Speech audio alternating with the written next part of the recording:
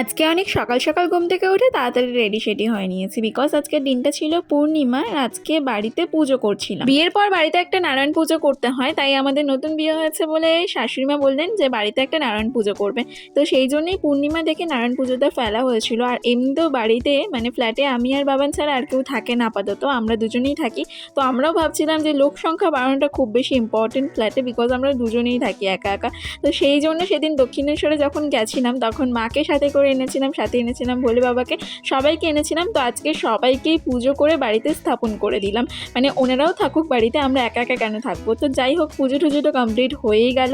আর পুজো complete হতে হতে কিন্তু সন্ধে হয়ে গেছিলো। দেখো, সমস্ত গোছানো কমপ্লিট করতে করতে আমি তো জাস্ট হাঁপিয়ে গেছি একা হাতে। এত কাজ তো আমি এর আগে কখনো করিনি। তো যাই হোক, বাবা আমাকে ঠাকুরের বাসনগুলো মেজে দিয়ে অনেকটা হেল্প করেছিল, এছাড়াও সকাল থেকেও আমাকে অনেক হেল্প করেছিল। তারপর গোপালকে ঘুম পাড়িয়ে দিয়ে আমরা লুচি আর তরকারি খেয়ে আজকের দিনটা কমপ্লিট করলাম।